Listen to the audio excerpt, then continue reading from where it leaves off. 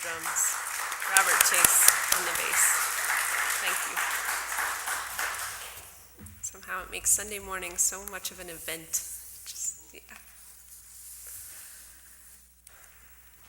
So I'm here this morning to talk a little about truth-telling. And I will say it's easy to deliver your truth in sermon form. You get to pull together your argument and write it out. Then you get to read it to people. Take 15 to 20 minutes of your time, uninterrupted mostly. And we all know it's much harder in real life. And I see heads that are grayer than mine that have been telling difficult truths, I imagine, since I was wearing diapers. And so I'm going to offer you my truth this morning, and I want to hear what you've got too. So I think it's hardest sometimes to tell our truth, the thing that's stirring right here, when we don't think someone will care, when there's no one to help, when we don't want to risk a relationship, when we're kind of low on the totem pole. As Ashley Judd, one of the actresses who helped to start the Me Too movement, one of the women who helped to start the Me Too movement, who is also an actress, she spoke out about some of the terrible treatment she'd received from Harvey Weinstein, and she said, what, were we supposed to call some fantasy attorney general of moviedom? No, that person doesn't exist. It can be hard to tell the truth. It can put us in a place that feels dangerous or is dangerous. But let's face it, universalism particularly infuses how we view our lives and the lives of others. We don't believe that anybody is condemned, and we believe that everybody and everything is interconnected. So the time is ripe for us to get talking and sharing our truths with neighbors, with lawmakers, with family members, with oil companies, with educators. And I want to ask you this morning, some of the great truth tellers, who are they in your life? Who are the people that is there one person that springs to mind? Somebody who just lays it right out there in an undeniable way? Does anybody have a name they would want to call out of a great truth teller? Lois. Cool. And what characteristics does Lois have? Brave. Yeah, for sure. Courage is huge. Yay! Yeah, for sure. Oh, yeah. Thank you. Yeah, Martin Luther King Jr. I would say also my grandmother. She tells it in such a kind way that even when it's difficult, you can sort of hear it. You just breathe deep and take it in. Others? Are there others that you're thinking of this morning? Jen.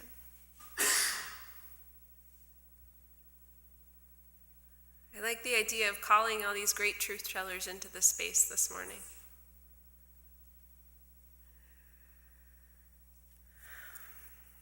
And I also, as in putting together this sermon, I got inspired by a woman who told the truth with such beauty and such conviction that she actually made it part of her name, Sojourner Truth. And I just think of her in Akron, Ohio, with her little glasses at the Ohio Women's Convention in May of 1851. 5 male pastors had spoken earlier in the program. One a universalist, in fact, and all had given theological reasons that it was inappropriate for women to have the vote, or even really to speak in public to advocate for themselves. Nobody asked Sojourner to speak.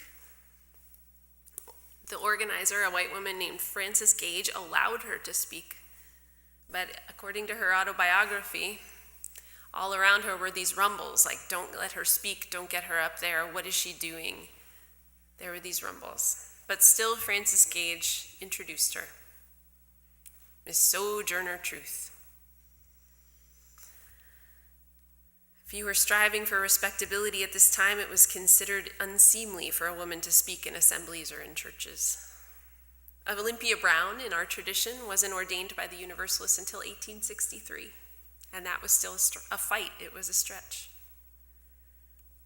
But Sojourner steps up to the podium, and she says, "That man over there says that women need to be helped into carriages and lifted over ditches and to have the best place everywhere.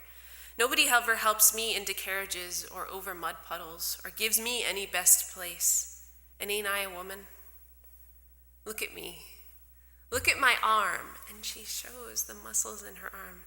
"I've plowed and planted, and ain't I a woman? I could work as much and eat as much as a man when I could get it and bear the lash as well, and ain't I a woman? I've borne 5 children and seen most sold off into slavery, and when I cried out with my mother's grief, none but Jesus heard me, and ain't I a woman?" And I just think of the courage that it took her to say that to a room full of white women, confronting us with our small-mindedness or stereotypes about strength and womanhood and blackness all at once. There's a book I've been paying attention to. I don't know if people are familiar with it, called Crucial Conversations. Do people know this book? Yeah. And I really recommend it. I like it a lot. It helps walk you through the minutia of having a really difficult conversation and bringing your truth. And sort of having looked at that and thought about experiences of truth-telling in my life, I feel like there are 3 basic steps with a lot of detail and difficulty. We must know our truth first. Then we must share our truth while staying in connection. And then we must find the path forward together. And I think what this asks of us, as you mentioned, something that Lois has, is bravery, courage. It also requires listening, an act of translation, and finally an act of creation, I think. But how do we know our truth? Sometimes threats to our health or safety or financial stability or physical needs or our immigration status means it isn't safe to tell a truth that needs to be told. The first rule of caring for each other is believing that we each know what is safest for us and to honor that really deeply. But within the bounds of your safety, can I ask you this morning, is there something you really need to tell the truth about right now?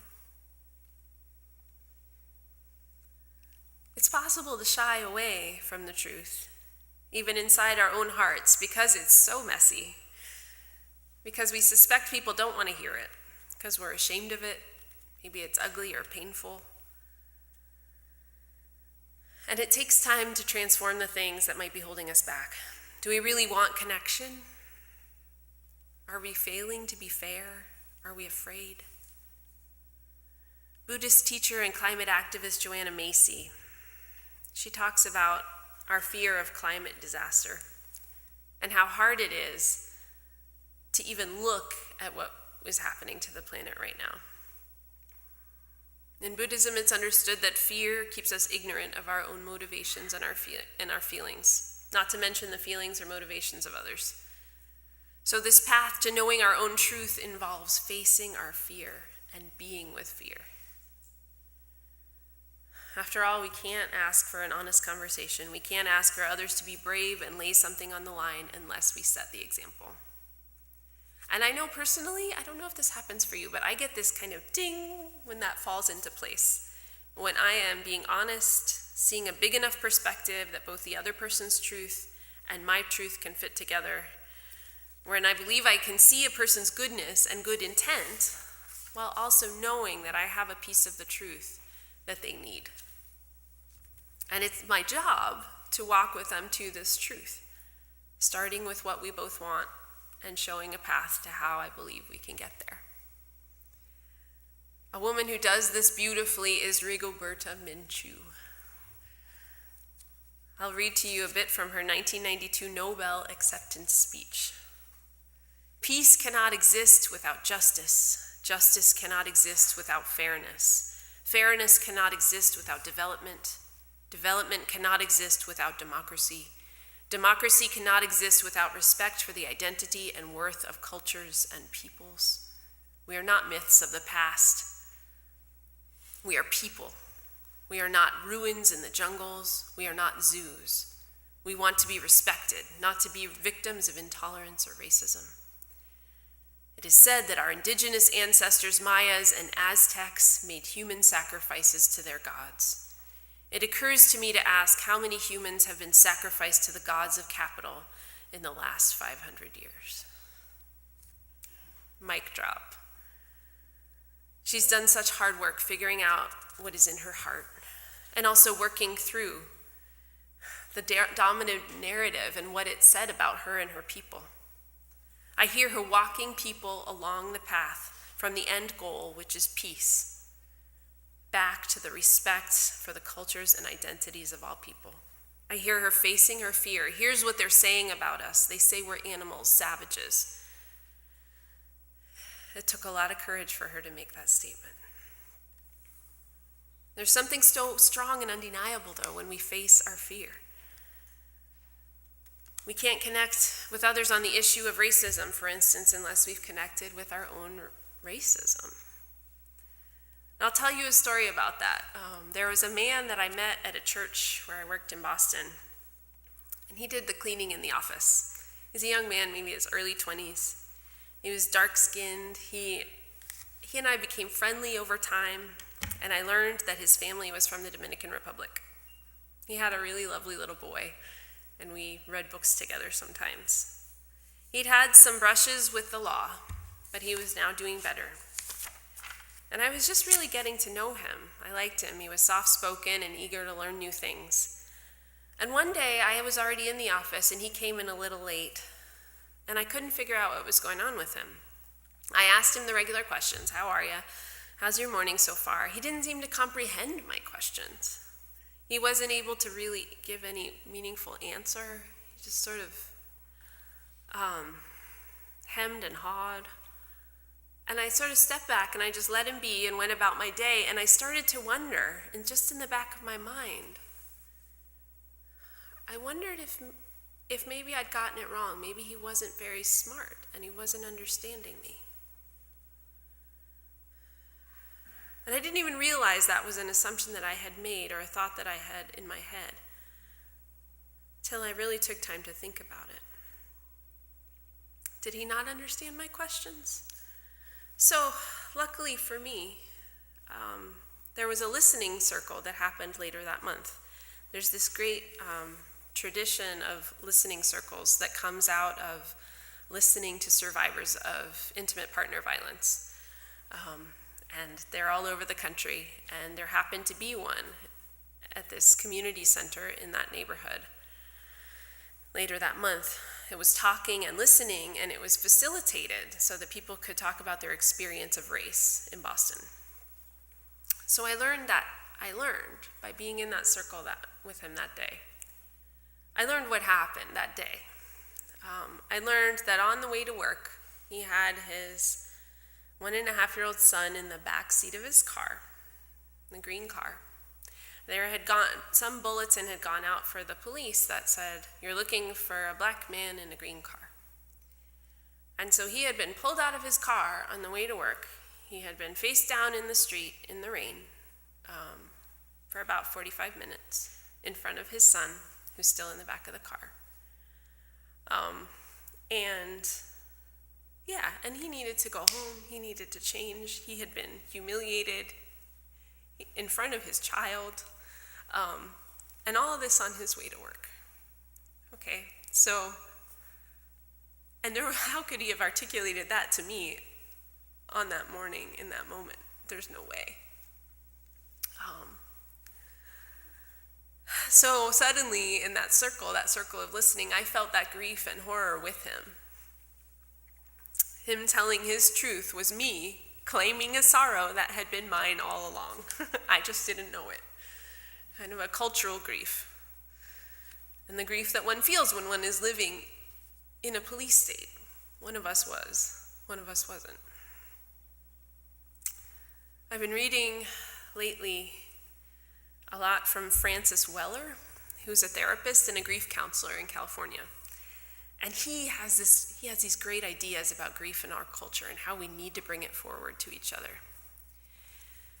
He writes, "We send into shadow the parts of ourselves that we deem unacceptable to ourselves or to others, hoping to disown them.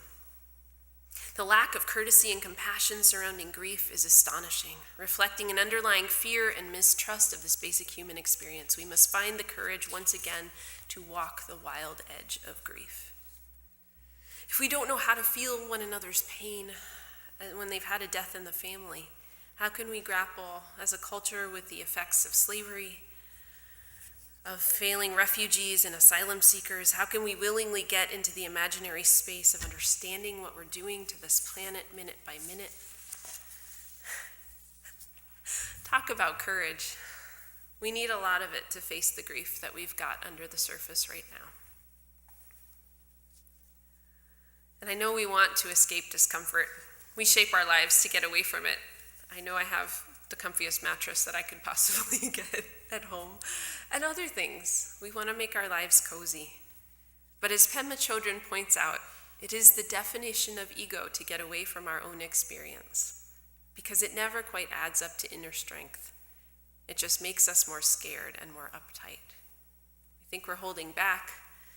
We think we're just keeping a distance between ourselves and others so we can be safe. But really, it isolates us. It cuts us off. So I just want to ask us this morning, what are the things that bring us courage? Because those are the things that help us to share our truth while staying in connection. And this is that act of translation. When I tell the story I just shared with you about my friend who was harassed because he was a man of color driving a green car, it becomes easier for people who haven't understood how racism functions in our society to get how deep it runs, how much it hurts both of us, him and me, and how until I knew about it, he was carrying all of the heaviness and grief of that experience. So I'm not often going to tell someone the truth about their own racism, but I will tell them the truth of my racism. And that's opened up more than one conversation. Because that's my story, my vulnerability, my shame, and my grief. Jungian psychologist James Hillman writes about the gift of individuation, really stepping out there and being different from those around us, really taking that risk. He says, this transparent person who is seen and seen through, who is foolish, who has nothing left to hide, who has become transparent through self-acceptance, her soul is loved and wholly revealed. She is just what she is, freed from concealment. Her transparency serves as a prism for the world. I like this idea so much. When we have the courage to be seen and seen through, we become prisms. You know how being around a really truthful person is like being around a clear light when they use that power well. I think that's what he means.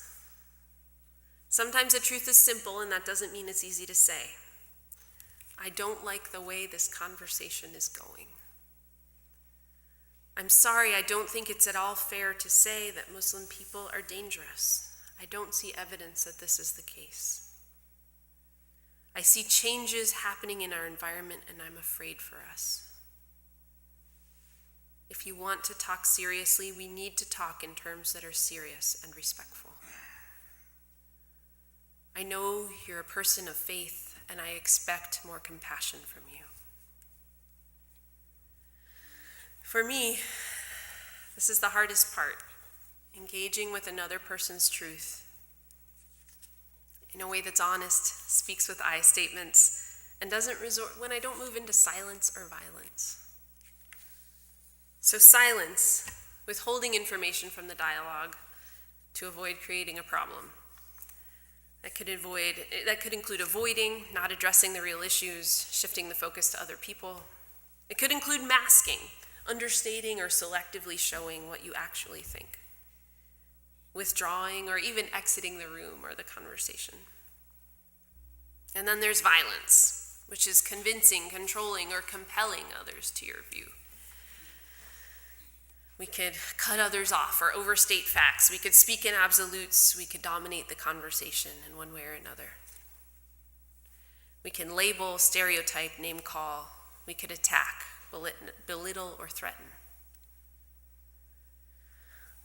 As truth finders, we run into our own discomfort, thinking about our own truth. As truth tellers, we're likely to run into our own and other people's cognitive dissonance at that point, holding two or more contradictory beliefs or values.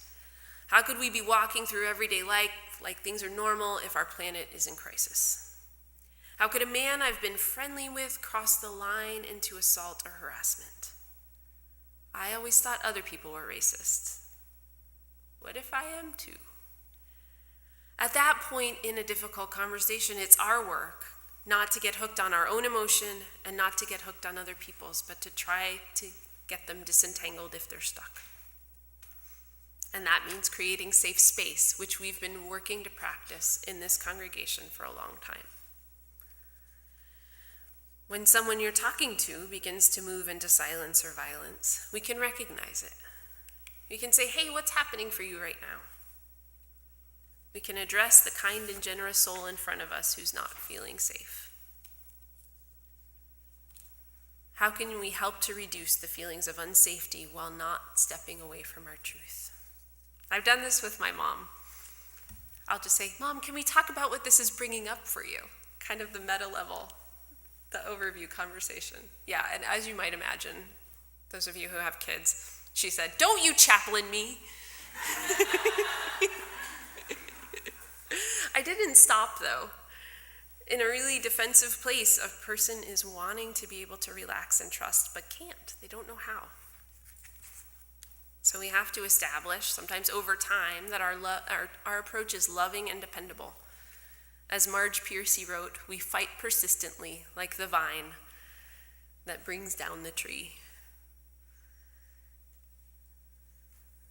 And I don't know if you all are aware of, if a challenge that you have is being aware of the other person's emotions and holding our own at the same time. One of the things we can do with that is a Tonglen practice. So it's just a breathing practice. It's breathing in what's difficult, and it's breathing out something lighter. Breathing in what's difficult, breathing out something lighter. Breathing in what's difficult, allowing it to transform and open our heart. Breathing out something lighter. And that's what helps us find the way forward.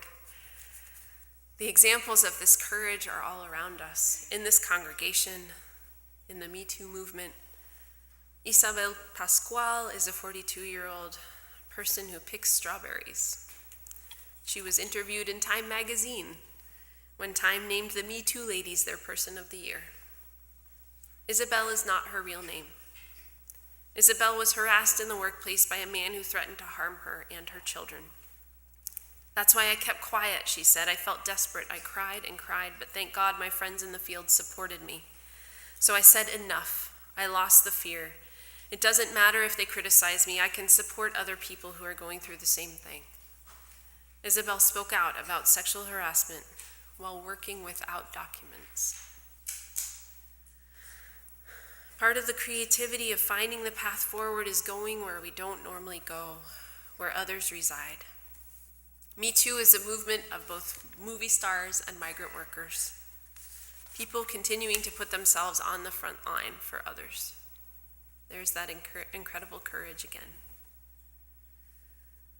When finding our path through truth together, we practice courage, listening, translation, creativity, and I believe we must also cultivate cheerfulness. In Shambhala Buddhism, there are several sources of energy and power for the self, different sources of life force. And the one they call wind horse, they describe, Chogyam Trungpa describes as gallantry, cheerfulness, upliftedness, gentleness, primordial confidence. So I wish that for each of us this morning. Primordial confidence. Taking up the path of truth, of course, does not mean we are perfect. And in fact, if we are perfect, we are probably not practicing very much. As Thomas More wrote it, another mystic priest, the soul becomes greater and deeper through the living out of the messes and the gaps. That is the negative way of the mystics. So what's the worst that could happen? Let me ask you that question. If you speak that difficult truth that's waiting to come out, in a place where you don't know how you would possibly say it, in company that's too complicated, in a family gathering, what's the worst that could happen? If your answer is, I could die, at least emotionally, that it would be really frightening for you, let me give you these words of Sojourner Truth. I'm not going to die. I'm going to go home like a shooting star. Thank you.